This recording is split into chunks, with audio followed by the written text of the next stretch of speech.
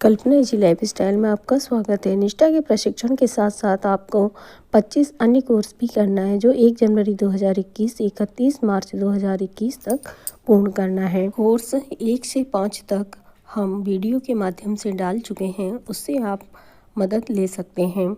इस वीडियो में हम दीक्षा प्रशिक्षण कोर्स 6 गणित में आकलन उत्तर प्रदेश लेकर के आए हैं।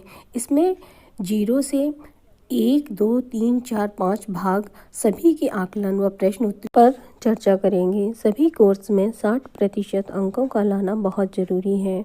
अगर आपको हमारी वीडियो जानकारीपूर्ण या उपयोगी लगी तो आप इसे लाइक ज़रूर करें और अपने दोस्तों में शेयर करें। और अगर पहली बार चैनल पर जुड़े हैं तो चैनल को सब्सक्राइब ज़रूर कर लें। टीचर ट्रेनिंग पॉकेट बुक दीक्षा शिक्षण प्रशिक्षण पॉकेट बुक दीक्षा, इसके माध्यम से हमें सारी लिंकें प्राप्त हो गई हैं जो हमें प्रशिक्षण 6 गणित में आकलन करना है उसका इसमें कोड भी दिया गया है। इसका कोड है 11P3B5। इसको हम दीक्षा ऐप में सर्च वाले ऑप्शन में टाइप करेंगे। गणित में आकलन कोर्स हमारा ओपन हो जाएगा जो 16 जनवरी से 23 जनवरी तक हमको कंप्लीट करना है। फिर आप ज्वाइन वाले ऑप्शन पर क्लिक करेंगे और आप कोर्स को ज्वाइन कर लेंगे। कोर्स खुल के सामने आ जाएगा। गणित में आकलन सबसे पहले हमारा कोर्स से परिचय होगा। उसके बाद भाग 1 आकलन कुछ उद्देश्य, भाग 2 आकलन किसका, भाग 3 आकलन के तरीके, भाग 4 आकलन के बाद, भाग 5 अपनी समझ को परखें। इसमें 5 भाग आएंगे और 5वें भाग में मुख्य प्रश्नोत्तरी होगी जिसमें हमें 10 प्रश्न प्राप्त होंगे और 60% अंकों का लाना बहुत ही ज़रूरी है। गणित में आकलन में सबसे पहले कोर्स से परिचय होगा। उसमें हमें वीडियोस दिखाई जाएंगी, उसमें 7 पेज आएंगे। हमें उसमें कुछ प्रश्न प्राप्त होंगे जिनके उत्तर कुछ इस तरह से होंगे। पेज नंबर 2 पर हमें प्रश्न प्राप्त होगा। आप एक से अधिक विकल्प चुन सकते हैं। इसमें पहला ऑप्शन है आकलन क्या है, इसे कैसे करें। परीक्षा पत्र के लिए अच्छे और मुश्किल प्रश्न कैसे बनाएं। तीसरा है अधिकारियों को आकलन का सही विवरण कैसे दें। चौथा है सीखने सिखाने और आकलन को कैसे बेहतर करें। 5वां है सतत और व्यापक मूल्यांकन CCE कैसे करें। 6वां है परीक्षाओं में बच्चों के अंकों के स्तर को कैसे बढ़ाएं। इसमें हमारा पहला और चौथा ऑप्शन बिल्कुल सही है। यहाँ हम क्लिक करें, सबमिट की बटन पर प्रेस करके आगे बढ़ जाएंगे। आगे पेज खुल कर के आएगा। यह भाग समाप्त हुआ। आगे भाग को देखने के लिए अपने फ़ोन का बैक बटन दबाएं। भाग 1 आकलन कुछ उद्देश्य, यह खुल के आएगा और इसमें जो प्रश्न दिए गए हैं उनके उत्तर कुछ इस प्रकार हैं। भाग में 19 पेज हैं। 3 नंबर पेज पर हमें एक प्रश्न प्राप्त होगा, इन दोनों स्थितियों में क्या अंतर है। पहला ऑप्शन है निर्देशों की भाषा, दूसरा है आकलन के उद्देश्य, तीसरा है बच्चों से अपेक्षा, चौथा है परीक्षा पत्र का प्रारूप। हमारे चारों ऑप्शन सही हैं और हम सबमिट की बटन पर क्लिक करेंगे, आगे बढ़ जाएंगे। पेज नंबर 11 पर हमें अगला प्रश्न प्राप्त होगा जिसमें है आखिर बच्चों को ऐसे चुनौतीपूर्ण काम देने से क्या होगा। इसमें 4 ऑप्शन दिए गए हैं। बच्चों के बीच प्रतियोगिता भाव बढ़ेगा, बच्चे सीखने के लिए प्रोत्साहित होंगे, बच्चों की समझ का स्तर बढ़ेगा। चौथा ऑप्शन है बच्चों में जीवन की चुनौतियों का सामना करने का साहस बढ़ेगा। इसमें हमारा दूसरा और तीसरा ऑप्शन बिल्कुल सही है। वहाँ पर हम क्लिक करेंगे और सबमिट की बटन पर प्रेस करके आगे बढ़ जाएंगे। पेज नंबर 17 पर हमें एक प्रश्न फिर से प्राप्त होगा। अगर बच्चे इस तरह सीखने के उद्देश्य और आकलन के मापदंड जानेंगे तो उनके सीखने की प्रक्रिया पर क्या असर होगा। इसमें पहला ऑप्शन है कक्षा की प्रक्रिया पर शिक्षक को फीडबैक दे पाएंगे। दूसरा ऑप्शन है अपने सीखने के वर्तमान स्तर को जान पाएंगे। तीसरा ऑप्शन है गणित की अवधारणाओं और प्रक्रियाओं को सीखने में सक्रिय होंगे। चौथा ऑप्शन है सीखने और खुद की समझ के बारे में अपने आप से सवाल पूछ पाएंगे। पांचवा ऑप्शन है अपने सीखने की प्रक्रिया की जांच कर पाएंगे। इसमें हमारा दूसरा, तीसरा, चौथा और पांचवा ऑप्शन बिल्कुल सही है। वहां पर हम क्लिक कर देंगे और सबमिट की बटन पर प्रेस करके आगे बढ़ जाएंगे। यह भाग समाप्त हुआ। अगले भाग को देखने के लिए अपने फ़ोन का बैक बटन दबाइए।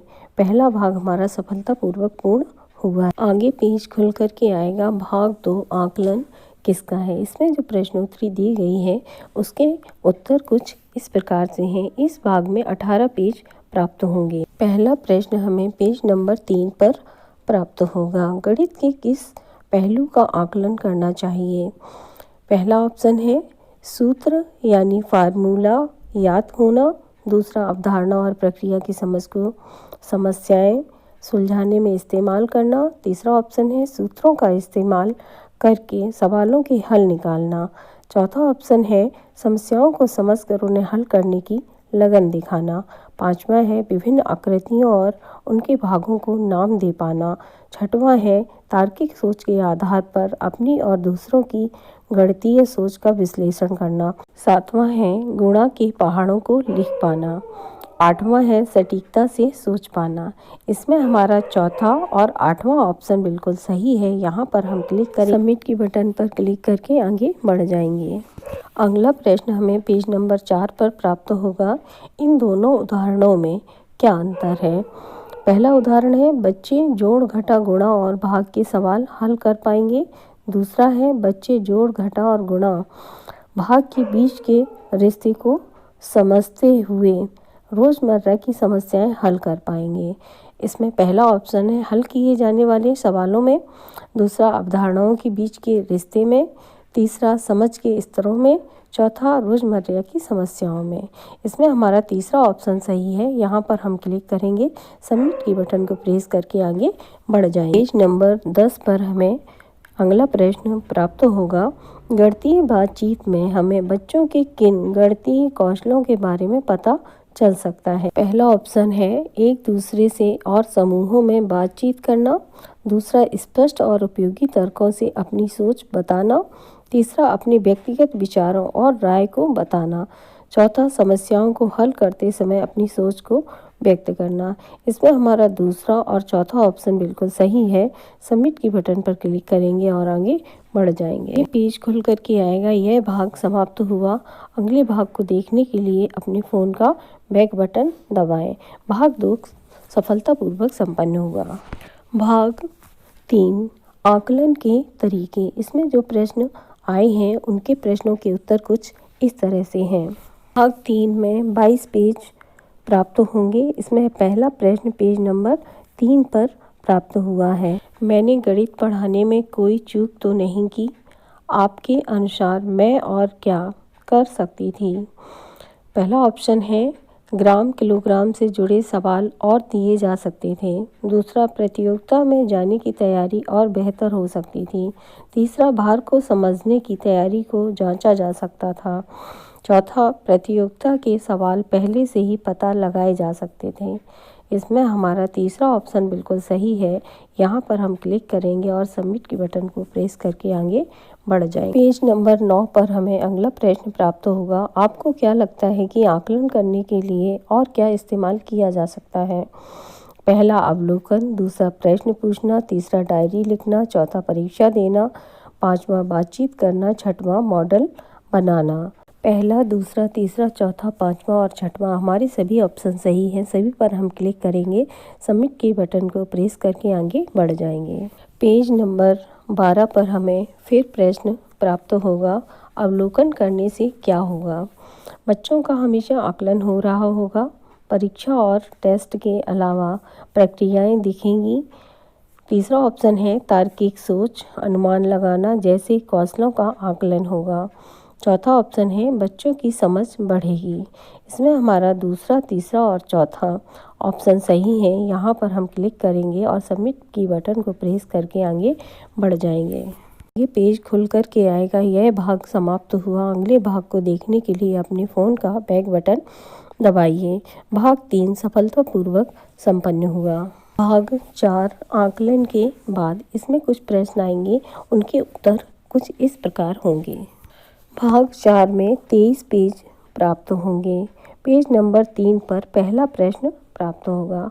आपके अनुसार इन दोनों में से कौन सा फीडबैक बच्चे की आगे समझ बनाने और मौजूदा स्तर को बेहतर बनाने में मदद करेगा?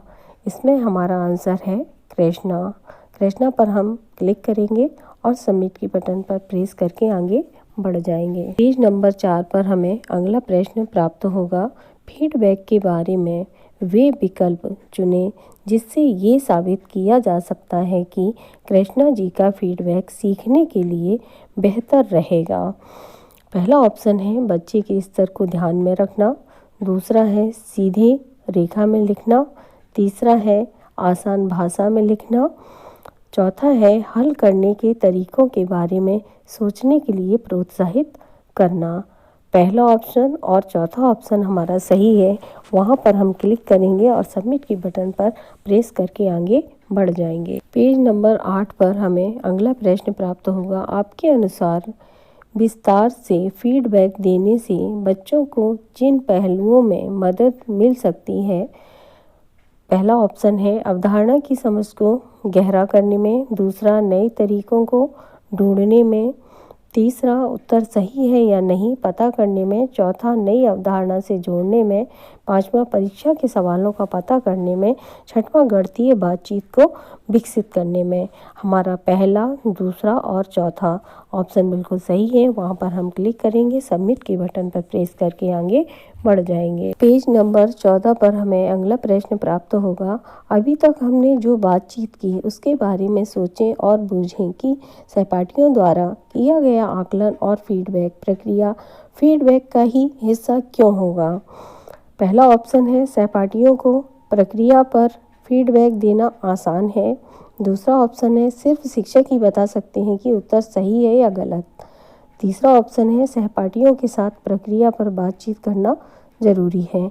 इसमें हमारा पहला और तीसरा ऑप्शन सही है, यहाँ पर हम क्लिक करेंगे, सबमिट के बटन पर प्रेस करके आगे बढ़ जाएंगे। पेज नंबर 19 पर फिर हमें प्रश्न प्राप्त होगा। फीडबैक के 3 प्रकार। कार्य अनुसार फीडबैक की मदद से हम बच्चों को सही उत्तर या गलत प्रक्रिया के बारे में बता सकते हैं।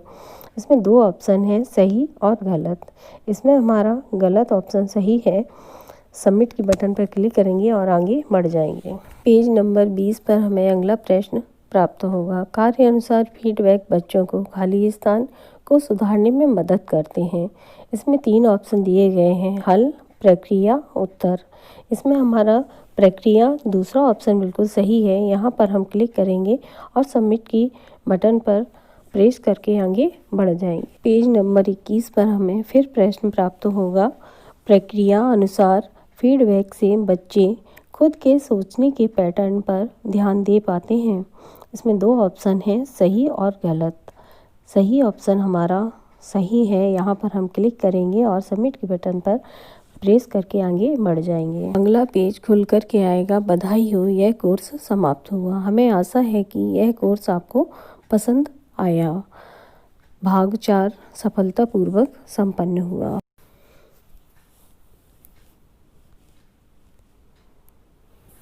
भाग 5 गणित में आकलन।